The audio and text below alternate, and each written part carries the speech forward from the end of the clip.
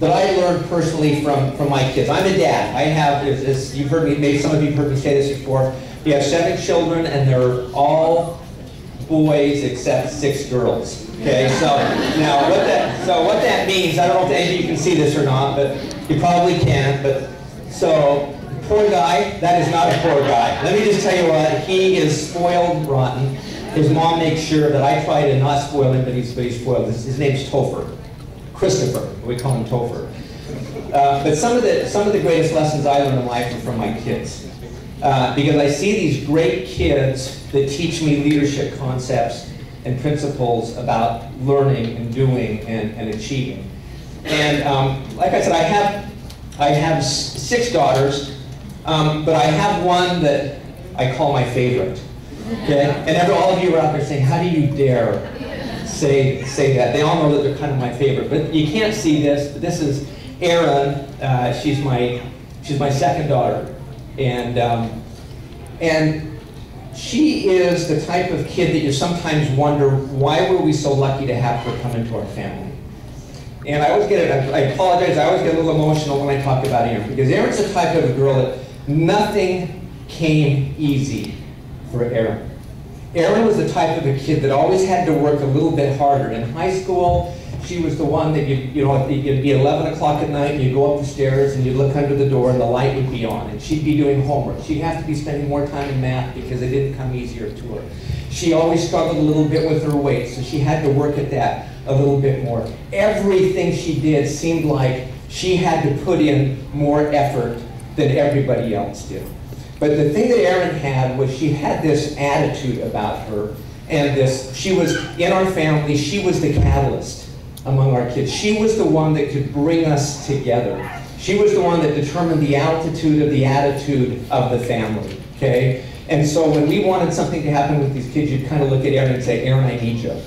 You know, I mean, mom and dad were the leaders, but the leader of the pack kind of was Erin. And there came a time in our lives where, I won't go into all the detail, but I was working with a company that I absolutely loved, but we got an offer to move with a company that would require us to move from where we were. We absolutely loved where we were well compensated. You're going to see where we lived when you come out. It's absolutely phenomenal. My work was 2 lights away from where I worked. I could walk in 7 minutes if I wanted to. I could go skiing in 15 minutes. I could play golf in 3 minutes. I mean, we grew up in this little neighborhood where, everybody was family. It was just this phenomenal place. Yet we felt like we were supposed to take advantage of this opportunity, this business offer that came our way. The challenge is that Erin was 16 years old. She was in her junior year. And you talk to anybody, and maybe some of you have had this experience where they say, don't move your kids if you can. You're like a 16-year-old that just, kind of uproots them. And we had, she was there. But we knew that if we were going to make this move a success, Erin had to be on board with this, because it was a family. This was, all for one and one for all type of a deal.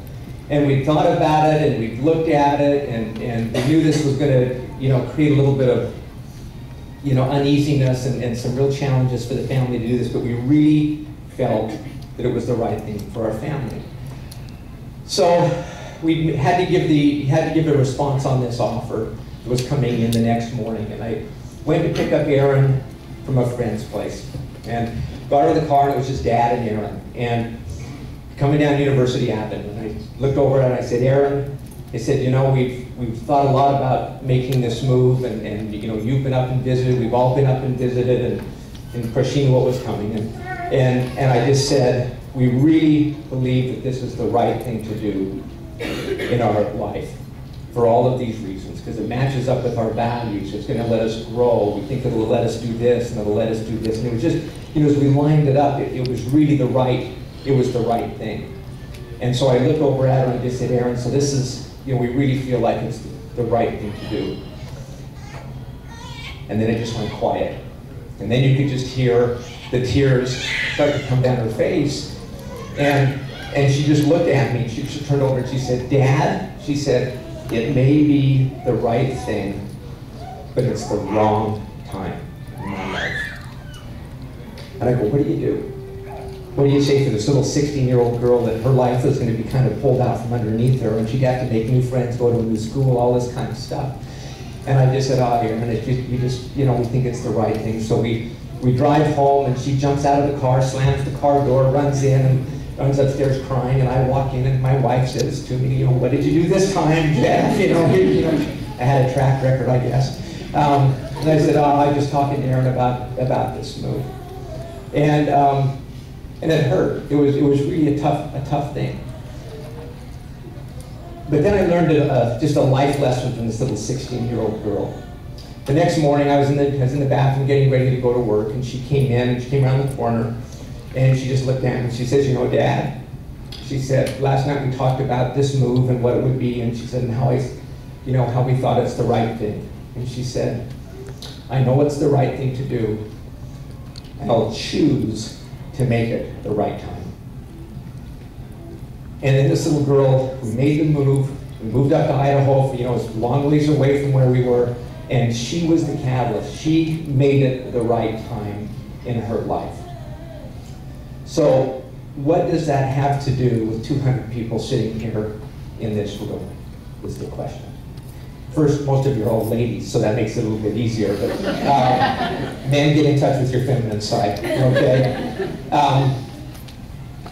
I suggest to you that if health and wellness, if working with a company that I believe is principled and has values and is building in a way that's going to be sustainable, no shortcuts, no end runs, trying to build this the right way so that this business will be here for a long, long time for you and for your kids, for generations to come. A business that touches a lot of lives for positive. Not all about money. Lots of times it's just about getting healthy, getting fit, about increasing confidence, getting rid of sickness in your life. If you care about people, if you care about helping other people change their lives, then I'd suggest, and maybe you need to look a little deeper, but I would suggest that maybe Team Beachbody is for you, and it's the right thing, if you will. Then the $64 question comes is, will you choose to make it the right time in your life? Because it never will be unless you choose to make it the right time in your life. And so my challenge to you today is that you go find that moment, you look yourself in the eye, and you make a decision. And then you choose to make this the right time.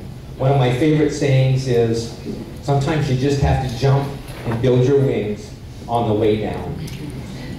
And you know what? When you jump, when you say, I'm going to go for Success Club, you'll figure it out on the way down. You don't need to know how the compensation plan works. You don't need to know all of the details of the back office. You don't need to know all that kind of stuff. That will all come. But if you jump, if you get started, bit by bit, it will come, and the success will come. I want you to know that I'm excited to be a part of this company. I like who we are. I like where we're going. I like our leadership. I like that we're a group of people that deeply, deeply cares about other people. I like that we're a product-focused company. I like that we're about real wellness and about real fitness. I like the fact that we're not one of those other companies that's just purely a money deal, but that we are about changing people's lives.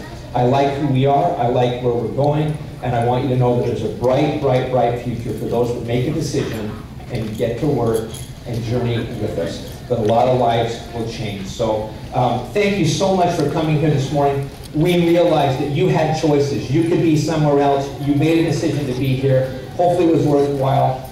Get out there, make a decision, and join us on that cruise. But more importantly than the cruise, let's change a lot of lives, including your own. So thank you, everybody.